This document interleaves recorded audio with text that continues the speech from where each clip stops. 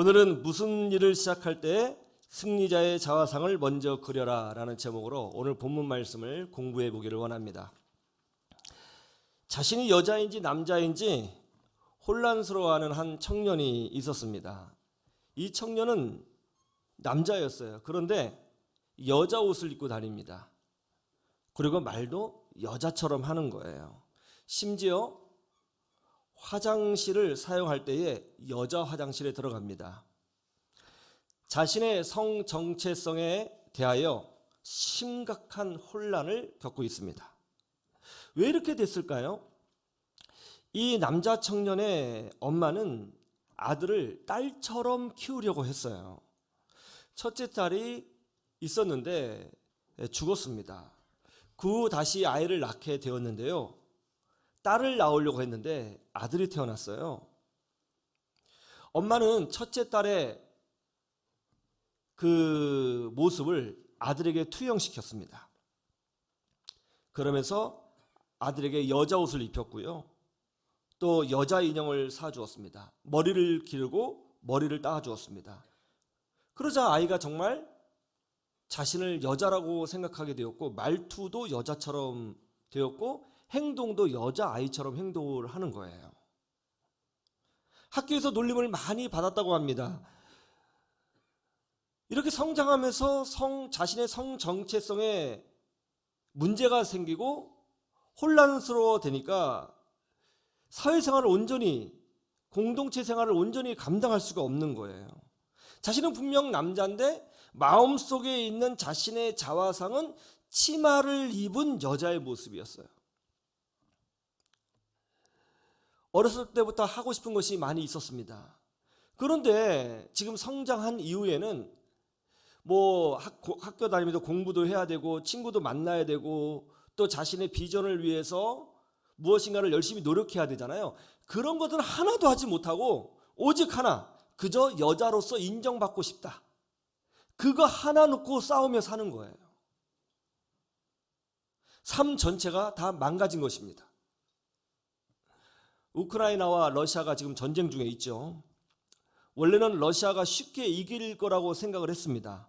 그러나 지금 결과는 정반대로 나타나고 있죠. 우크라이나는 승리를 거듭하고 있고 러시아는 계속 패하고 있습니다. 그런데 이 전쟁에서 가장 충격적인 것이 뭐예요? 러시아 병사들이 우크라이나 군대를 찾아와서 자신이 몰던 탱크를 7천만 원에 팔아버리고 도망간다는 거예요. 아니 이게 말이 돼요? 어떻게 이런 일이 벌어지는 거죠? 우크라이나 군인들은 우리나라를 지키자, 자유를 수호하자, 사랑하는 내 가족을 지켜야 된다. 그런 명분으로 똘똘 뭉쳐 있습니다. 그리고 애국가를 부르면서 결사항전을 외치고 있어요. 그리고 날마다 젤렌스키 대통령이 방송하는 승리하는 우크라이나의 자화상을 가지고 전쟁에 임합니다. 반면에 러시아는 어떤가요? 왜 이 전쟁을 해야 하는지 모를 뿐만이 아니라 우크라이나가 결국은 승리하게 될 것이고 자신은 죽을 거라고 하는 자화상이 마음속에 가득 차 있다는 거예요. 병든 자화상이 마음속에 있으면 병든 인생을 삽니다. 그러나 건강한 자화상이 그의 심령에 채워져 있으면 그 사람은 건강한 인생을 살게 되는 것입니다. 오늘 본문 말씀의 핵심은 할례예요. 할례. 이제 이스라엘 백성이 가나안 땅에 들어가서 큰 전쟁을 치러야 합니다. 한 치 앞도 예상할 수 없는 위기의 순간이죠. 전쟁의 전야는 언제나 두려운 법입니다. 그런데 이 두려운 시간에 하나님께서 이스라엘 백성에게 할례를 행하라고 명령하셨어요.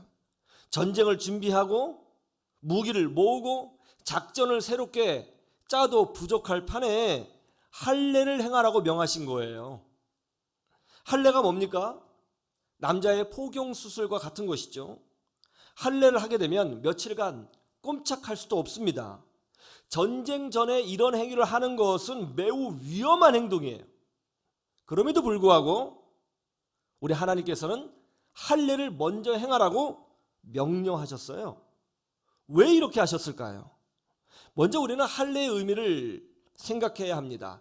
할례의 의미가 뭐죠? 언약 백성이 된다는 의미예요. 약속의 백성이 된다는 의미입니다. 그럼 언약 백성이란 뭐죠? 언약 백성이란 이스라엘 백성이 하나님과 약속을 맺었고 그 약속 아래 사는 백성이며 세상과 구별된 하나님의 백성이라는 것을 나타내주고 있는 거예요. 즉 하나님의 약속 안에 들어와야 사는 민족이다, 그런 거죠. 하나님 약속 안에 들어와 산다. 그래서 언약 백성은 하나님이 약속하신 젖과 꿀이 흐르는 땅을 가질 수가 있고요, 하나님이 약속하신 그 선민의 축복을 누릴 수가 있고요, 하나님이 약속하신 아브라함의 축복을 누릴 수가 있게 되는 것이죠. 여기에 하나님이 왜 전쟁 전에 할례를 행하라고 하셨는지 그 이유가 분명히 나오죠. 그 이유가 뭡니까? 하나님은 이스라엘 백성이 전쟁을 하기 전에 이집트 노예의 자화상이 아니라 하나님과 약속을 맺은 위대한 백성의 자화상을 먼저 수립하고 전쟁에 임하라고 명령하고 계신 거예요. 이것을 통해서 우리가 몇 가지 배울 것이 있습니다. 첫째로는 인생은 자화상 싸움이라는 거예요. 한번 따라해 보세요. 인생은 자화상 싸움이다. 하나님은 아담과 하와를 사랑하시고 기뻐하셨습니다. 그래서 그들에게 천국 같은 에덴 동산을 지어 주셨죠. 그리고 동산에 있는 모든 나무와 그 열매를 다 주셨습니다.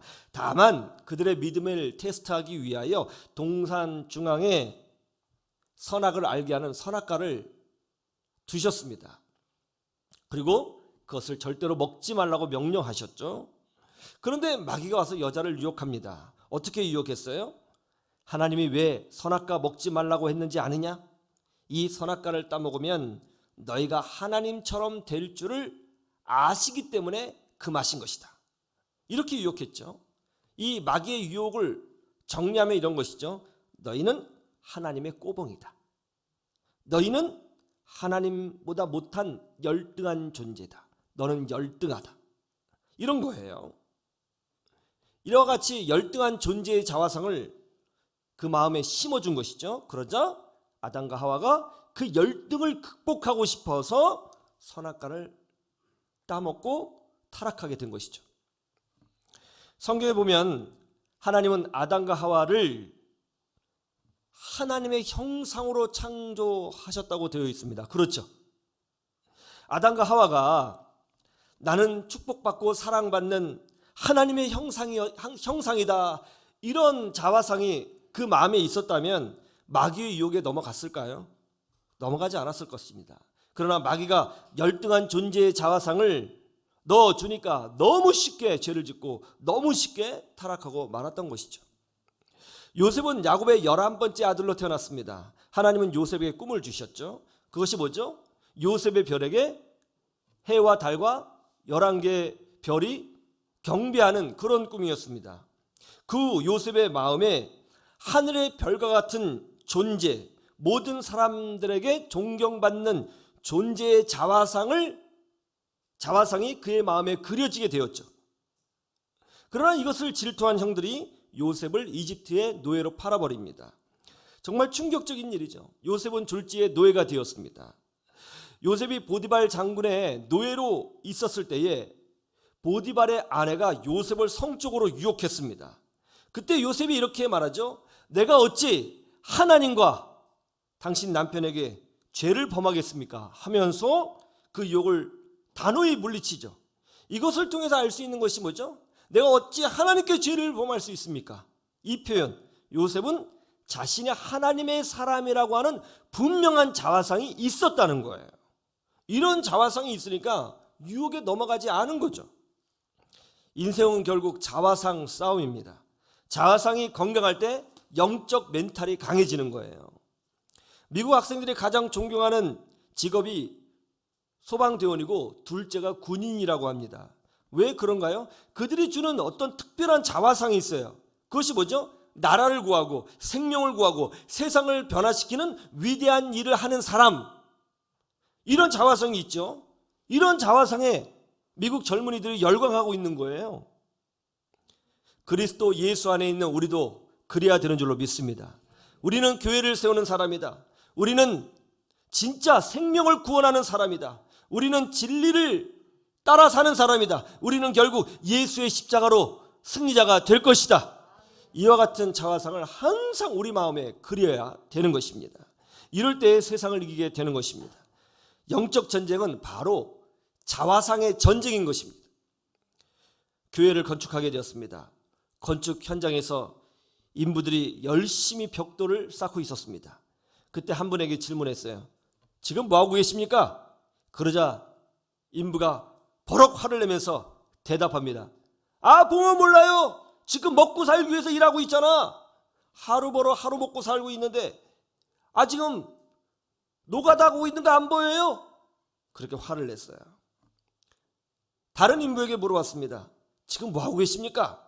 그러자 그분이 이렇게 답변합니다. 예, 저는 지금 하나님의 집을 세우고 있는 중입니다. 나에게 이런 일을 하도록 하신 하나님께 얼마나 감사한지는 모르겠습니다.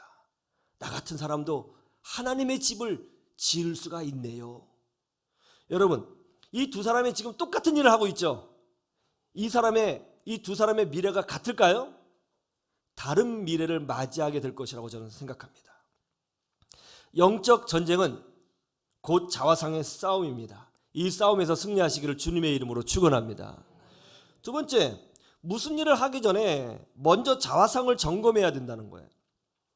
하나님은 가나안 전쟁을 하기 전에 이스라엘 백성에게 먼저 할례를 행하라고 명령하셨습니다. 왜 그렇게 하셨다고요? 전쟁을 하기 전에 먼저 해결해야 될 것이 있다는 거예요. 자신이 어떤 존재인지 확인하라는 것입니다. 나는 하나님의 약속의 백성이다. 언약 백성이다. 그러므로 나는 하나님의 약속대로 승리하게 될 것이다. 이런 자화상을 확실히 하고 점검하고 무장하라고 할례를 행하라고 명령하신 것이죠. 여기에 중요한 원리가 있어요. 그게 뭐죠? 전쟁에서 승리한 후에 승리의 결과물을 갖고 나는 약속의 백성이다. 나는 승리하는 사람이다. 그런 자화상을 갖는 것이 아니라 전쟁을 하기도 전에 먼저 나는 약속의 백성이다. 나는 승리하게 될 것이다. 이런 자화상을 세워야 된다는 것이죠. 예수님이 제자들을 부르셨죠. 나중에 제자들이 복음을 전하는데 크게 쓰임 받았습니다. 그런데 예수님이 뭐라고 말씀하셨어요? 그 전에 제자들을 부르시자마자 이렇게 말씀하셨죠. 내가 너를 사람을 낚는 어부가 되게 하리라. 먼저 우리 주님이 말씀해 주신 거예요. 먼저. 그래서 생명을 구하는 사람의 자화상을 먼저 품도록 해 주신 거죠. 예수님은 베드로에게 뭐라고 말씀하셨어요? 너는 베드로라. 너는 페트라. 베드로라. 너는 반석이라. 내가 이 반석 위에 내 교회를 세우리라. 음부의 권세가 이기지 못하리라. 라고 말씀하셨죠. 베드로가 사도로서 탁월한 역할을 하기도 전에 베드로는 여러분 아시다시피 실수가 많았던 사람이잖아요. 그렇게 실수가 많이 있을 것임에도 불구하고 우리 주님께서는 먼저 부르시자마자 베드로를 반석이라고 불러주시고 베드로의 마음에 내가 반석이구나 하는 자화상을 갖도록 만들어 주셨다는 것이죠. 하나님은 아브라함의 이름을 아브라함이라고 바꾸어 주셨습니다. 원래 이름은 세 글자죠. 아브람. 뜻이 뭡니까? 큰 어른, 그런 뜻이에요. 큰 어른. 그런데 하나님이 이름을 아브라함 네 글자로 바꿔주셨어요. 그 뜻이 뭐죠? 수많은 백성들의 아버지라는 뜻이죠. 여기에 놀라운 영적인 비밀이 있습니다. 하나님이 아브람을 아브라함으로 바꾸어 주실 때에 아브람에게는 자녀가 한 명도 없었다는 거예요. 그런데 왜 이렇게 하셨을까요? 그것은 아브라함 마음속에 있는 자화상을 바꾸시기 위해서 그렇게 하신 것입니다. 자녀가 많이 생산된 후에 아브라함이라고 바꾸신 것이 아니에요. 자녀가 한 명도 없어요. 희망도 없습니다. 자기 처지가 한심해요. 나이가 많아서 아이를 낳을 수 없는 처지입니다. 그런데 하나님은 먼저 그의 마음에 나는 많은 백성의 아버지다 라고 하는 자화상을 먼저 그려주셨다는 거예요. 먼저. 이게 중요해요. 여기서부터 기적이 시작되는 것입니다. 많은 사람들이 하나님의 능력을 체험하지 못하는 것이 바로 여기에 있죠. 먼저 하나님의 은혜를 기대하고 자기 심령에 그런 자화상을 그리는 것이 아니라 우리는 항상 열매가 보이면 그때 믿겠다고 말하는 거죠. 이와 같이 우리도 무슨 일을 행할 때에 결과를 보고 자화상을 바꾸는 것이 아니라 일을 시작하기 전에 우리 심령에 있는 자화상을 바꾸어야 하는 것입니다. 하루를 시작하기 전에, 처음 취업되었을 때에, 중요한 계약을 체결하려고 할 때에, 사업할 때에, 전쟁터에 나갈 때에 우리는 예수 그리스도 안에서 승리한 자신의 모습을 마음속에 그리고, 예수 안에서 축복받고 춤추는 자신의 모습을 그리고, 예수 안에서 교회의 기둥이 되는 그러한 자신의 모습을 마음속에 그려가야 되는 것입니다. 그럴 때 우리 마음속에 있는 자화상대로 역사하시는 하나님의 능력을 경험하게 된다는 것을 믿으시기를 주님의 이름으로 축원합니다. 축원합니다. 세 번째는 말과 생각을 변화시켜야 된다는 것입니다. 한번 따라해 보세요. 말과 생각을 변화시켜라. 부정적인 자화상에서 축복받는 자의 자화상, 승리자의 자화상을 품기 위해서는 무엇보다 우리의 말과 생각이 변화되어야 하는 것입니다. 오늘 말씀 9절에 보면 이런 말씀이 있죠. 9절 같이 보시죠. 9절 다 같이 시작. 여호와께서 여호수아에게 이르시되 내가 오늘 애굽의 수치를 너희에게서 떠나가게 하였다 하셨으므로 그곳 이름을 오늘까지 길갈이라 하느니라. 아멘. 오늘 말씀 9절에 보면 할례를 통해서 애굽의 수치를 떠나가게 했다는 거예요. 애굽의 수치를 떠나가게 했다. 이게 무슨 뜻일까요? 애굽의 수치가 뭘까요? 이것은 이스라엘 백성이 이집트에서 400년간 노예살이를 하던 때를 말씀하고 있는 것입니다. 생각해 보세요. 노예처럼 비참한 사람들이 있을까요? 노예처럼 인간 대접을 못 받는 존재가 있을까요? 노예는 재산이요 소 돼지만도 못한 존재였습니다. 그런 취급을 당했습니다. 얼마나 수치스럽겠습니까? 그런데 더 큰 문제가 뭐예요? 이거죠. 이스라엘 백성 스스로 노예 근성에 빠졌다는 것이죠. 자신들은 노예 출신이라고 하는 자화상을 갖고 살았던 거예요. 400년간 지배를 받았어요. 노예라고 생각하는 거예요. 자기 자신들을. 야, 우리는 노예 출신이야. 우리는 무식해. 야, 우리가 뭘 할 수 있겠어? 우리 민족은 열등해. 야, 우리가 이집트 나왔지만 결국 광야에서 40년간 또다리 밖에 더 살았어. 우리는 근본이 없는 민족이야. 우리는 안 돼. 우리 안 된다고. 그렇게 생각하면서 산 거예요. 그래서 하나님이 할례를 행하게 하심으로써 이제 너희는 이집트의 노예가 아니다. 이제 너희는 선민이다. 이제 너희는 나의 군대다. 이제 너희는 젖과 꿀이 흐르는 땅의 주인이다. 이제 너희는 하나님의 나라의 역사를 이어가는 위대한 민족이다. 이렇게 자화상을 새롭게 하시기 위하여 할례를 행하셨다는 것입니다. 승리하는 사람의 자화상, 축복받는 사람의 자화상, 이런 것들을 갖기 위해서는 말과 생각이 먼저 변화되어야 하는 것입니다. 말을 할 때도 긍정적으로 말을 해야 합니다. 나는 예수 안에서 새로운 피조물이다. 따라해 보세요. 나는 예수 안에서 새로운 피조물이다. 여러분, 옛날의 모습은 없는 거예요. 어저께의 모습은 없는 거예요. 우리는 날마다 예수 안에서 죽고 다시 태어납니다. 우리는 날마다 예수 안에서 새로운 인생을 약속받습니다. 우리는 날마다 예수 안에서 복된 존재로 거듭나게 되는 줄로 믿으시기를 주님의 이름으로 축원합니다. 나는 예수 안에서 무엇이든지 할 수 있다. 나는 위대한 하나님의 백성이다. 나는 오늘 하루도 승리하게 될 것이다. 하나님이 나와 동행해 주신다. 하나님이 내 뒤에 계신다. 하나님이 내 기도를 듣고 계신다. 이런 말을 자꾸 해야 되는 거예요. 그리고 선포한 말을 근거로 기도해야 되는 것입니다.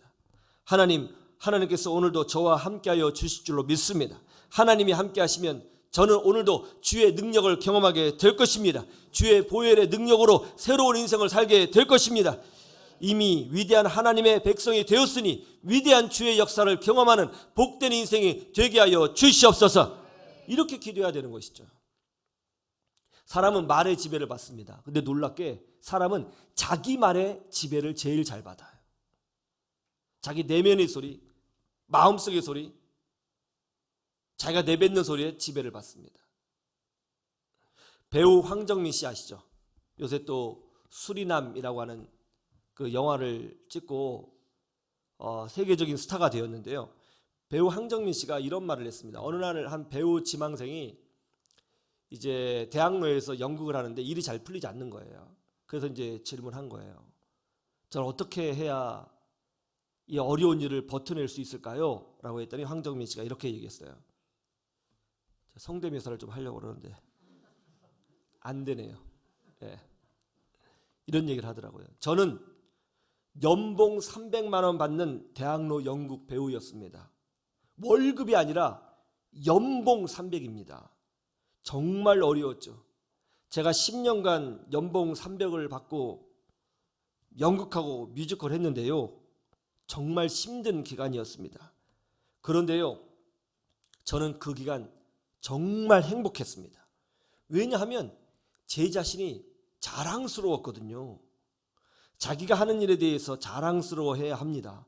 그게 없으면 배우가 될 수 없어요. 자신이 하는 일에 대하여 얼마나 자랑스러워하고 있는지, 얼마나 고민하고 또 공부하고 몰두하고 있는지 스스로에게 질문해 보세요.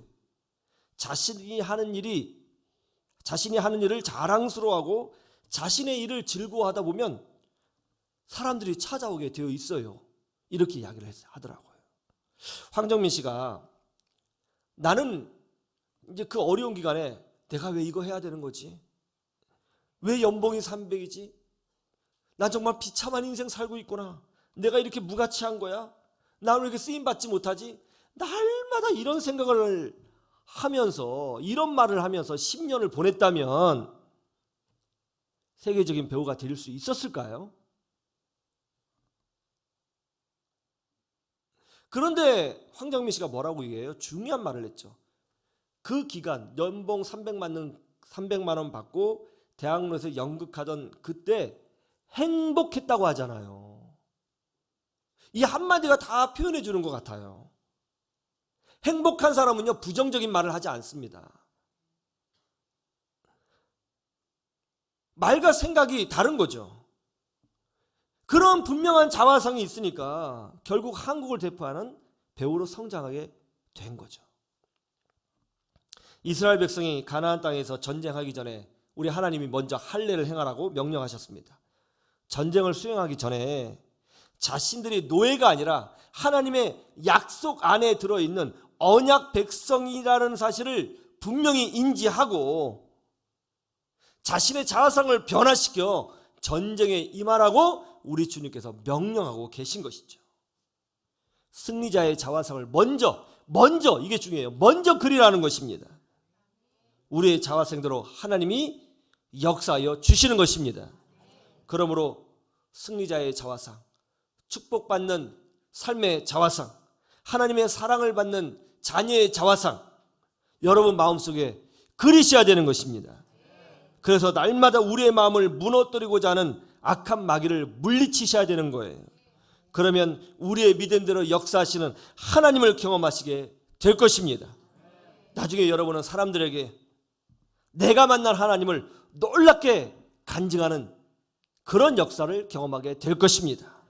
하나님을 기쁘게 간증하는 그런 인생이 될 것이니 지금부터 여러분의 마음, 복된 하나님의 자녀로서의 자화상을 그리셔서 우리 믿음대로 역사하시는 하나님을 경험하시고 하나님과 동행하시고 주의 축복을 누리시는 주의 백성들이 되시기를 주님의 이름으로 축원합니다. 축원합니다.